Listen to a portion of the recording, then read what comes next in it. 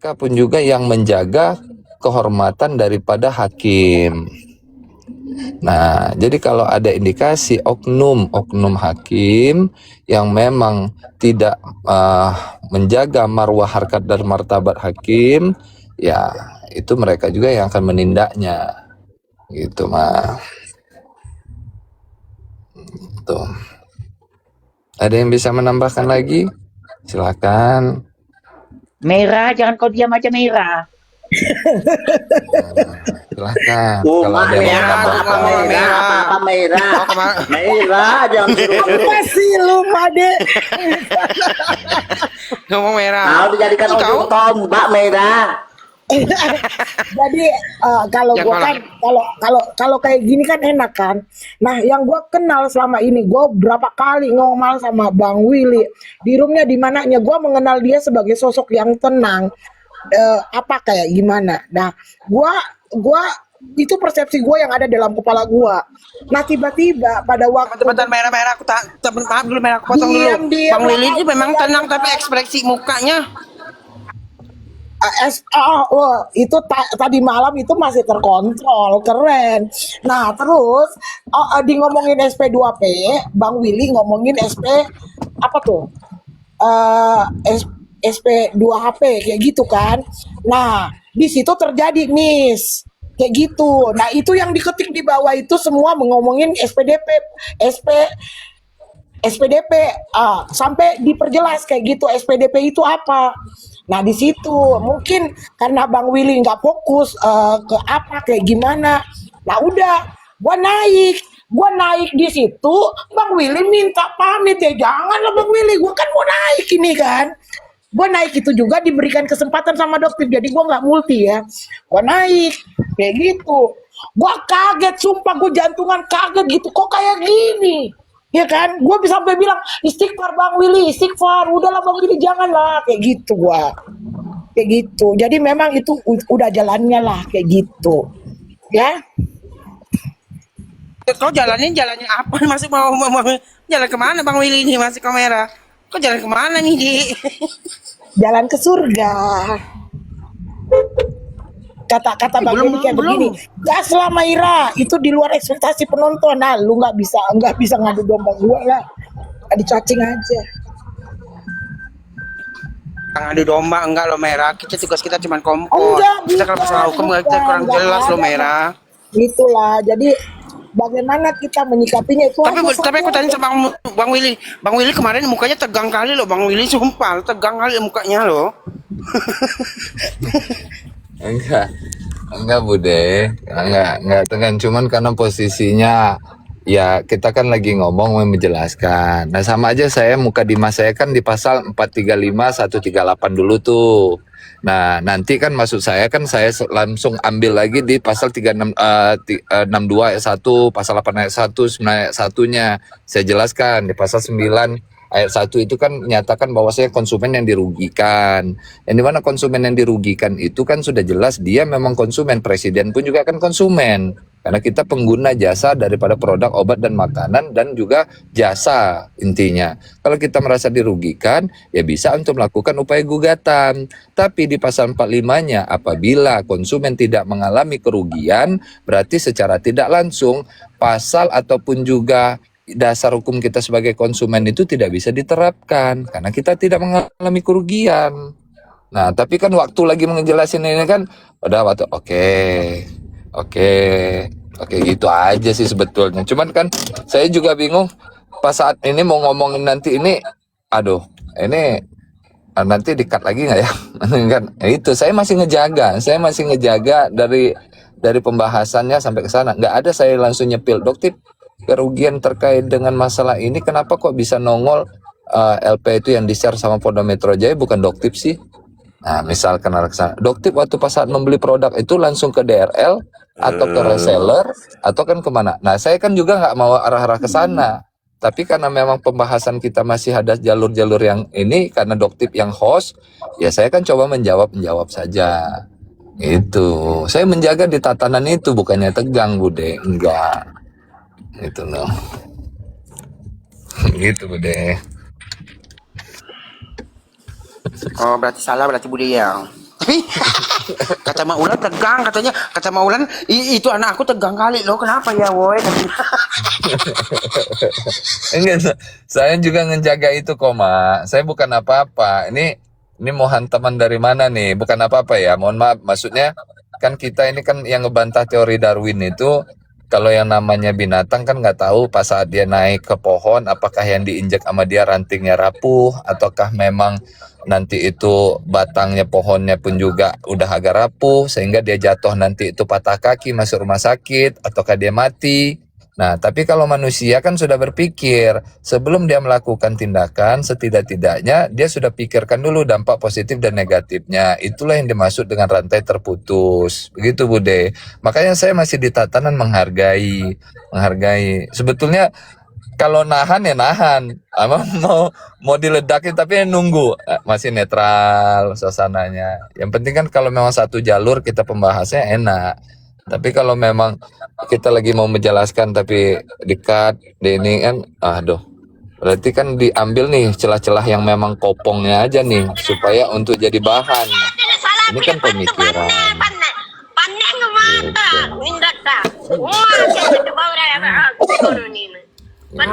Woi Yayu berisik itu apa itu Yayu? Budi Ayu apa lagi Budi Ayu? Ada gila Budi Ayu. Silakan kalau ada yang lain mau melanjutkan juga, ya intinya bukan apa-apa, nggak ada yang mau niatan untuk apa-apa ya. Semalam itu saya pun juga minta maaf sama Maira atau apa, saya pun juga nggak ada. Dan statement closing terakhir saya pun juga, ya kalau ada perkataan saya yang salah ataupun kurang berkenan, saya minta maaf. Pada Allah saya mohon ampun. Nah, saya lebih baik turun. Nah, daripada kitanya debat diskusi nggak langsung searah kan. Nah, itu yang saya juga jaga. Nanti daripada saya nanti bertanya-tanya langsung nyeletuk kayak gitu kan nanti malah nggak enak. Udahlah, bukan saya takut ataupun saya juga nggak ini enggak. Secuil pun juga dari awal saya nggak ada rasa takut ada ininya enggak. Gitu ya semuanya. Mau Obed Bude. Gua juga minta maaf ya. Gua tadi telepon Maulan bilangin ya sama Bang Willy ya, gua nggak ada niat sedikit pun apa, nggak ada Bang Willy. Ya gitu, gua minta maaf ya Bang Willy. Ya gitu. Siap, ini guanya juga nih minta maaf sama Maira. Kan nggak hilang juga kulit saya Maira kalau saya juga minta maaf kan sama Maira kan. Saya juga merasa nggak enak loh Bang Willy. Saya merasa nggak enak, iya. Saya sedikitnya pasti ada lah akibat dari gue kayak gitu. Abang itu tetap abang aku, nggak ada masalah. Aku udah bilang sama orang nggak ada, gue nggak ada masalah. Gue yakin dan dia orang yang bijak, dia ngapain ini nggak ada masalah. Nggak dibawa ke ranah pribadi, nggak dibawa di apa. Ayo itu bujes. Oke guys, kayak gitu Bang guys. Delong, si Dek Bang Delong. Iya. Disuruh dia sama Kaira gimana ceritanya? Enggak, maaf bang lo, janganlah. Awas Si Dek ini ada suara gimana si Dek ini? Enggak, kalau saya lihat sih, jadi gini. Kenapa sih Doktif akhirnya menstit Bang Willy kan gitu? Ada suatu momen di saat kalau nggak salah di rumah siapa tuh Bang Willy ya? Atau di rumah siapa gitu? Ada stit itu ada membahas tentang masalah Doktif. Ada yang kurang elok lah didengar sama Doktif ataupun teman-teman gitu loh. Terindikasi dengan bahasa bahwa Doktif itu kan influencer, Doktif itu kan dokter, dia enak, dia dapat ini dan gitu. Nah maksud saya, kenapa sih sampai ada keluaran perkataan seperti itu aja gitu loh. Nah kalau masalah pembahasan DRL atau siapa yang melapor, kita poinnya gini aja Bang. DRL itu sudah menguji kasusnya di pra-peradilan, Prapit. Nah, di Prapit aja ditolak permintaan bahwa dia tidak layak untuk dijadikan tersangka. Bang Willy hilang. Misal sih. Abang Deddy nggak seru typing aja nggak ngomong dia Mental Nah si itu Willy. muncul. Ah, gas Tuh, gas. nah, Lanjut Bang. gimana bang? Sehat bang?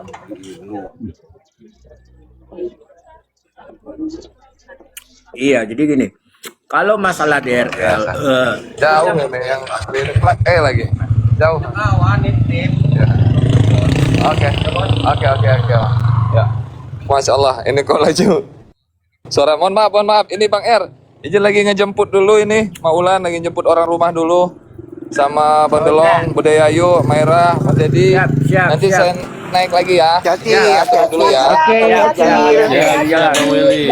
hati-hati di jalan. Makasih. Assalamualaikum. Salam. salam. Salam. Tapi Bang Fly ya, aku kasih tahu ya, Mak Ulan ini dia bela-belain Cici Bang Willy loh, dia mesti obat si merahnya kena marah loh sama Mak Ulan. Nah, mulai nih Merah dimainkannya lagi maknya masuk jurang Merah. Masuklah ke dalam jurang lagi. Kan? Bang Willy kok kabur? Padahal baru aja aku mau bantah semua omongan dia malam ini. Ya kau diam aja dari tadi, Dedi. Kau aja diam. Enggak, Ma, ini aku dari lagi tadi. siap-siap, Ma. Lagi udah siap-siap kan nih catatan mau aku bantah semua dia malam ini. Tapi Ya dia ntar kabur. tunggu dia lagi jemput orang rumah. Tunggu. Hah? Jadi dia mau kesini lagi? Ya jadi Oh. Ya, dia mau Ya, kesini lagi. lagi. Katanya. Jadi gini sebenarnya, Doktif itu sebenarnya nggak mau menstit Bang Willy aslinya. Cuman waktu itu ada di ruang diskusi, di situ ada Dedi loh itu ya kalau nggak salah ya. Itu ada VT-nya membicarakan Doktif itu tentang influencer, ya kan, dia dokter atau apa, terus ada pembicaraan dia kerugiannya di mana, kan dia yang kaya sekarang loh ya. Itulah akhirnya Doktif itu mesti omongannya Bang Willy loh.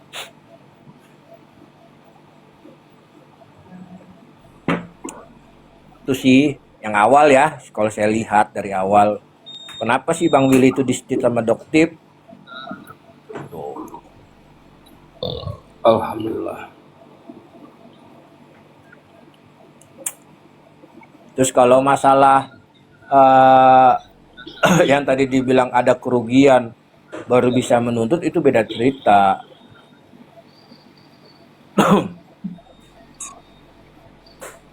Kalau ini kan memang DRL itu sudah merepost live dan merepost suatu produk yang tidak sesuai gitu. Makanya gini, cara mengujinya gampang kok, mengakumulasinya dari Prapit aja dia ditolak untuk bahwa dia tidak layak untuk dijadikan tersangka menurut si DRL, tapi hakim Prapit itu menindaklanjuti bahwa DRL itu memang bersalah. Tuh. Di situ aja dulu kita coba argumentasi, layakkah DRL itu ditetapkan jadi tersangka?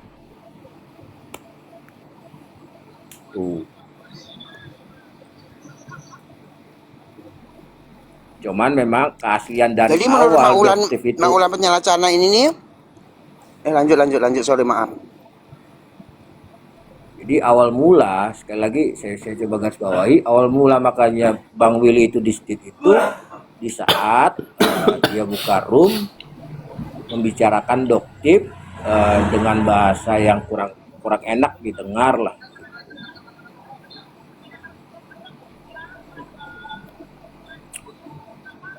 Harusnya kan berbicara denganlah konteks hukum gitu. Kalau memang diri kita berada di konstruksi hukum gitu. Gak usah lah bawa-bawa nama. Dia kan influencer, dia begini, dia yang terkaya begini gitu. Ada beberapa statement itu yang dianggap Doktif, seakan-akan ingin menjatuhkan Doktif gitu. Bukan begitu, Det. Lo ngomong.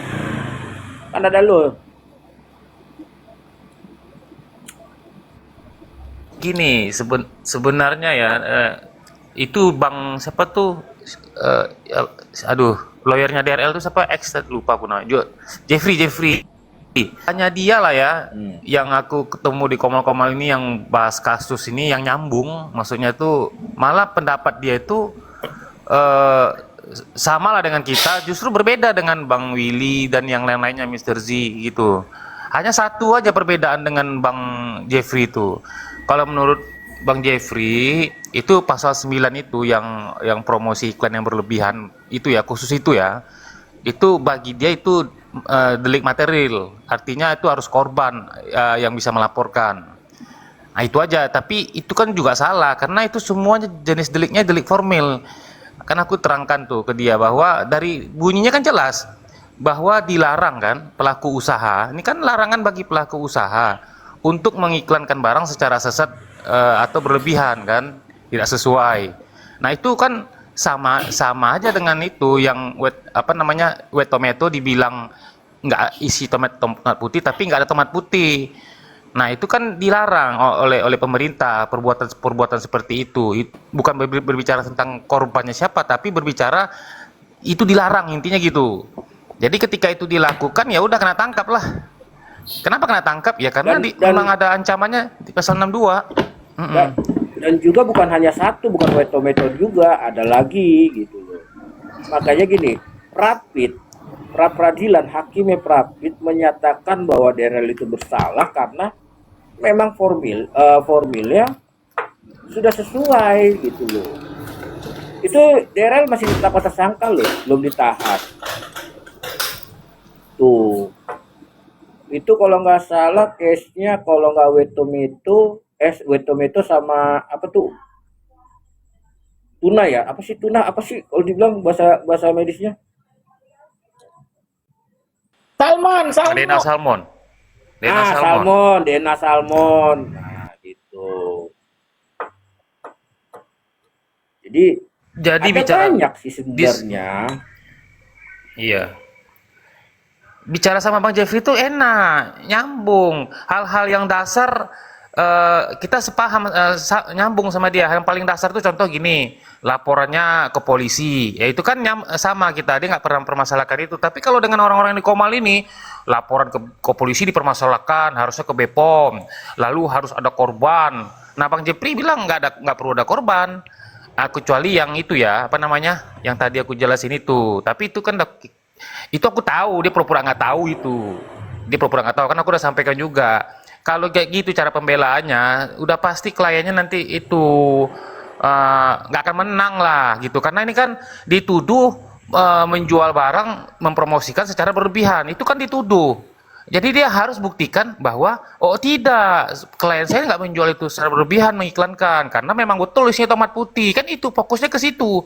Nggak perlu dia tanya, nggak bisa ini Pak Hakim ini dilanjutkan karena nih legal standingnya nggak ada, ini kan harus ada korban. Nah kan dia mau bela kayak gitu, itu udah pasti dicuekin sama hakim tuh. Nggak mungkin Bang Jeffrey nggak tahu kan, pasti tahu. Dalam hati aku gini, ini orang sebenarnya bagus Kak Mera. Dia bilang di Komal Bang Willy, kita tuh kalau klien kita tuh salahnya 3, kita harus pertahankan 3, jangan sampai dibikin 10. Kalau memang cuma 3, satu, atau kalau kita tahu klien kita udah salah, kita harus buat supaya hukumannya seringan-ringannya. Nah, itu udah oke. Tapi ketika dia pembelaan itu dia bilang itu khusus iklan itu itu adalah delik material, dia nuntut harus ada korban. Nah, itu dia nggak konsisten dengan prinsip dia dalam pembelaan. Ini nggak boleh lah, maksud aku tuh. Kalau dia udah tahu pembelaan itu seperti apa, harusnya dia nggak perlu lagi dia bilang itu apa namanya, bahwa itu harus ada korban. Karena ya teman-teman mikir sendirilah, coba kita logika berpikir aja kan, bahwa itu kan perbuatan yang dilarang, nggak boleh dilakukan. Pelaku usaha nggak boleh menyesatkan konsumen. Nah, jadi kalau disesatkan, ada buktinya iklannya, ada bukti videonya, ya sudah masuk gitu loh. Itu aja berbeda sama Bang Willy. Sama ini Dena Salmon Bang. Dia bilang itu kan sediaan farmasi, itu kan memang sediaan farmasi. Cuma kan aku yang berdebat sama dia. Itu kan ranahnya dokter kata dia kan. Tapi kan aku kasih ini juga bantahan. sekarang gini, kalau kalau itu mau ditarik ke ranah kedokteran, Richard Lee, artinya itu kan harus pasien dong berarti.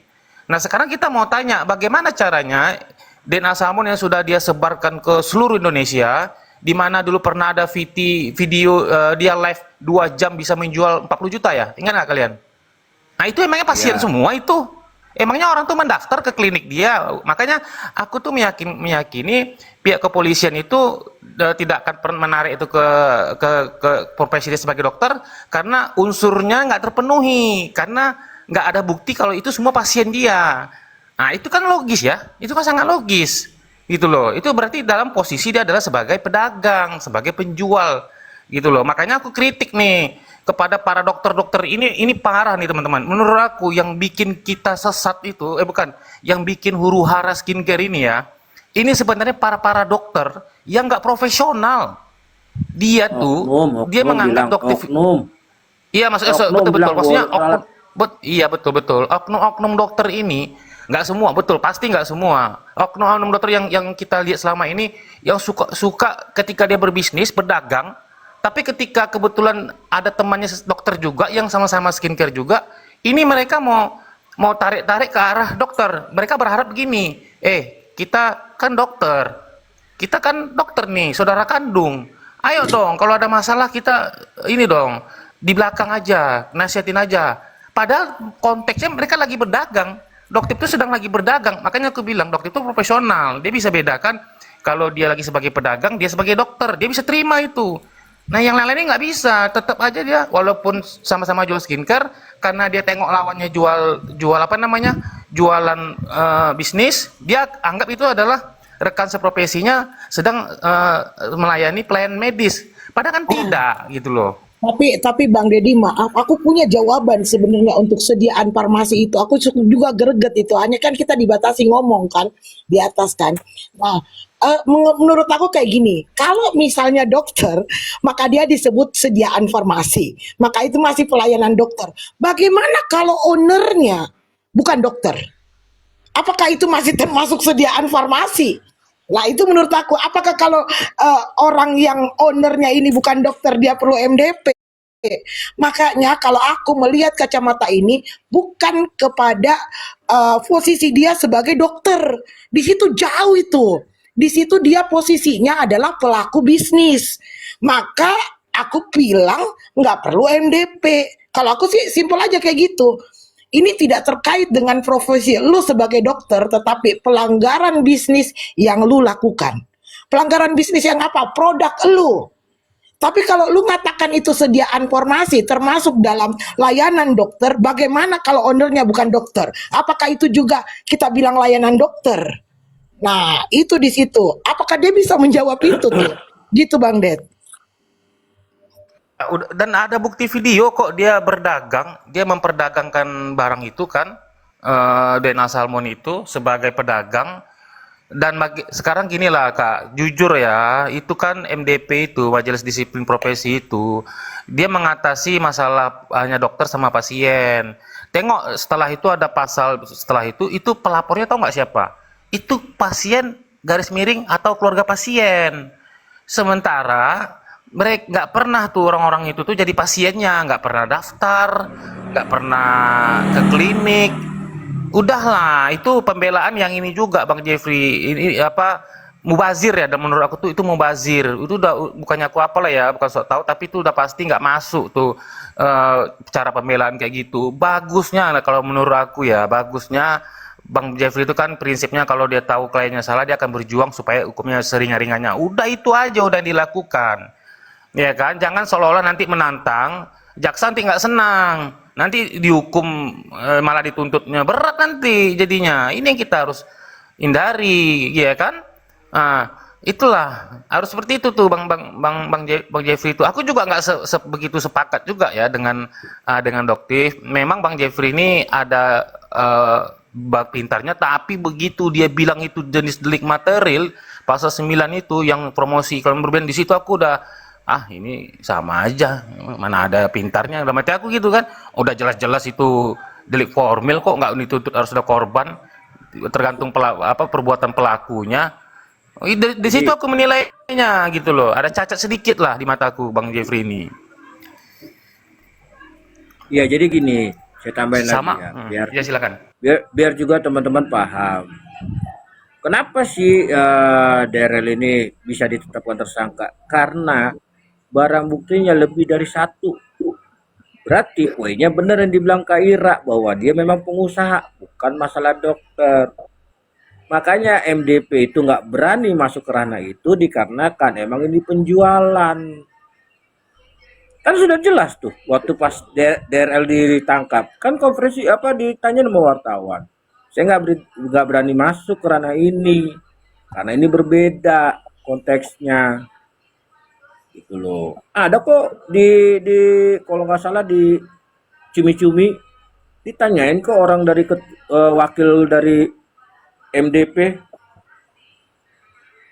tuh.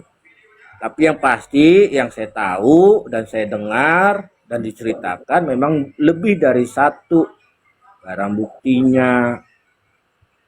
Tuh. 3 bang, 3 udah jelas barang buktinya 3. Gue Stemsil nggak berani nyebutinnya Kaira, lebih dari satu aja udah bilang aja. ada 3, gua Tapi ada aslinya historinya gua dibeli tanggal berapa iya, harganya, iya, apa produknya. iya, iya. Tapi kalau gue kemarin langsung dari Doktip, pokoknya gue kasih kisi-kisinya lebih dari satu, gitu loh. Kita sama Bang Deddy udah ceritakan kronologinya apanya kayak gitu sampai pasal-pasal yang Iya. gitu, kayak gitu.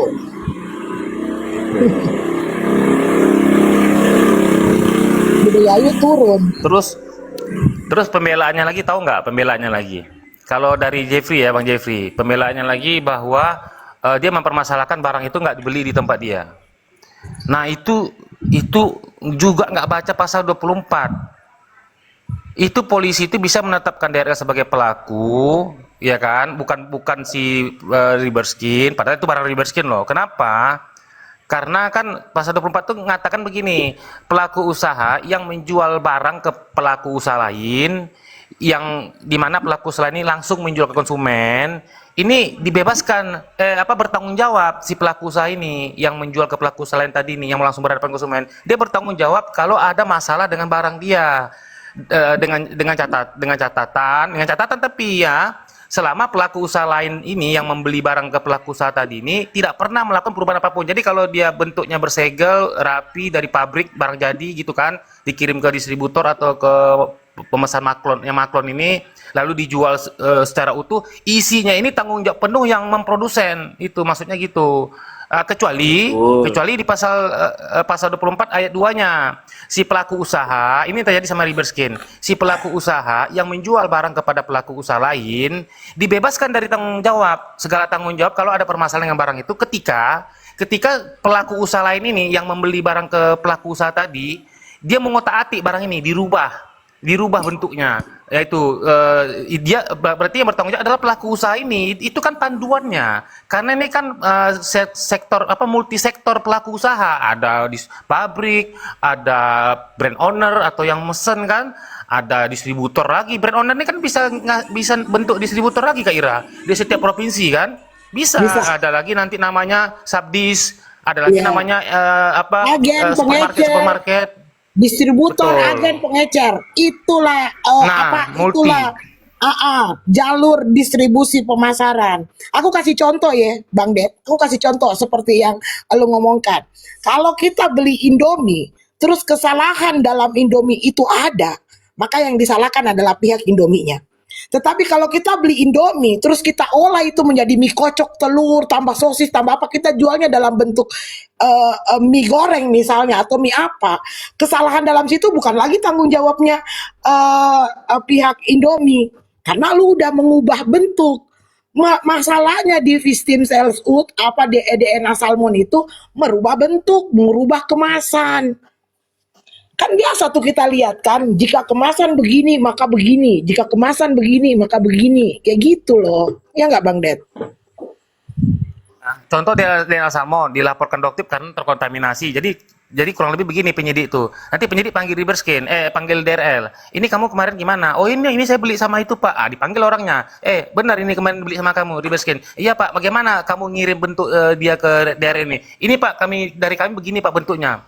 Sementara yang dilaporkan Doktif kan warna pink kan, berbeda. Nanti akan ditanya lagi, apakah yang warna pink ini kamu juga yang bikin? Tidak Pak, bukan dari kami. Nanti tanya ke DRL, DRL kamu ya yang buat ini, yang jadi pink ini bentuknya. Oh iya Pak saya, ya udah kamu tanggung jawab kan gitu kan, sesuai pasal 24 itu siapa yang merubah gitu loh. Jadi makanya Riberskin tuh anteng-anteng aja lepas tangan dia. Kayak gitu, sama kayak si Miss Gosip ini juga nanti, tapi mereka nggak terima. Padahal aku membacakan sesuai pasal itu dan sesuai contoh yang ada di lapangan kan. Kayak DRL ini kan contoh nyata tuh, DRL yang merubah, DRL yang tanggung jawab. Itu, jadi kalau sesuai berarti kan. Jadi kalau Miss Gosip itu kita anggaplah contoh, kita berandai ternyata isinya racun lah itu tuh, yang apa tuh Amira tuh misalnya Amira Drum tuh, katakanlah gitu, ini contoh, nggak akan kena Doktif gitu. Kalau secara logika ya juga nggak akan mungkin kena kan. Ada yang namanya kontrak produksi. Kalau Maklon itu kan dia pakai kontrak Kak. Beda kalau pabrik, dia sendiri yang punya merek, dia sendiri yang buat.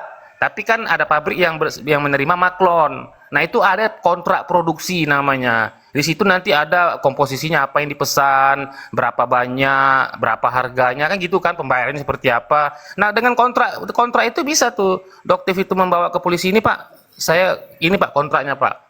Nah itu, ini bukti nyata gitu. Selain pabrik yang bikin, tapi saya juga bisa tunjukkan dokumen pemesanan saya ini Pak. Nggak ada racun yang saya pesan Pak. Kalau sekarang Bapak temukan racun, ya saya mana tahu, gitu loh. Ya gitu, hukum itu bekerja. Tapi mereka nggak terima. Ya itulah, ya kan. Lalu soal apa lagi ya? Nah sekarang gini, DNA Salmon ini, Bang Jeffrey itu mengatakan nggak bisa beli, kami tanggung jawab karena ini kan belinya nggak ke kami.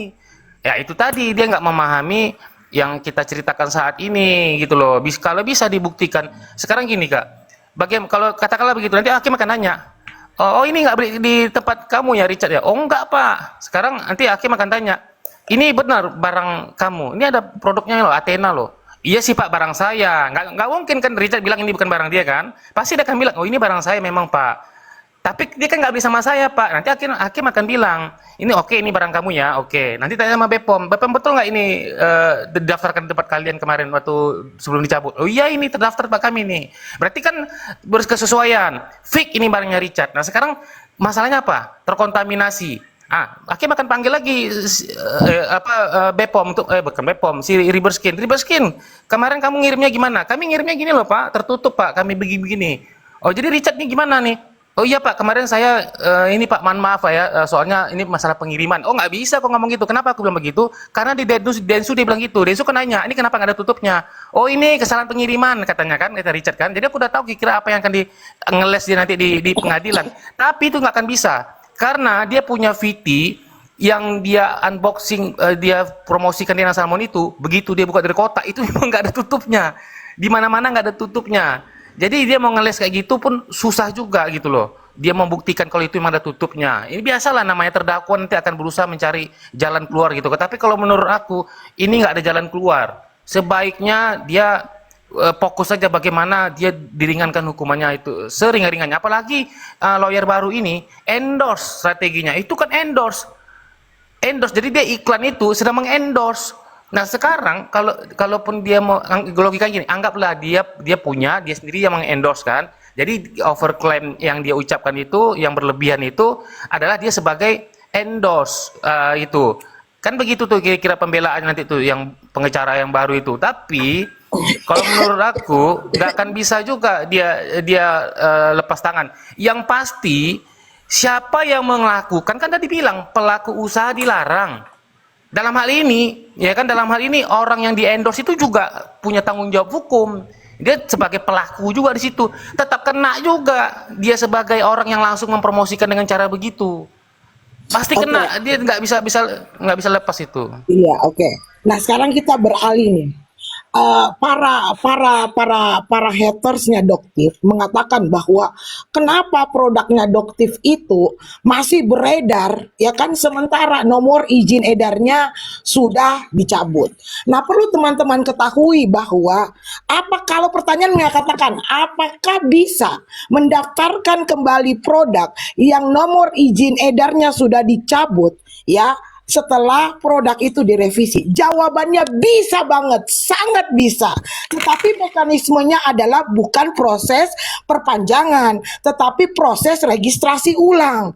Jadi bisa saja ketika saya punya minyak kemiri, nomor izin edarnya sudah dicabut karena misalnya ada kesalahan komposisi, saya memperbaikinya, kemudian mendaftarkannya baru dengan nomor izin edar yang baru keluarnya. Jadi registrasi baru. Nah, ini akan beredar sesuai dengan nomor izin edar baru. Jadi kalau ada oknum yang mengatakan bahwa karena ini nomor izin edarnya sudah dicabut, kenapa masih masih beredar? Itu karena nomor izin edar baru. Seperti itu. Apakah teman-teman pahami itu? Silakan cek di BPOM caranya. Pertanyakan itu.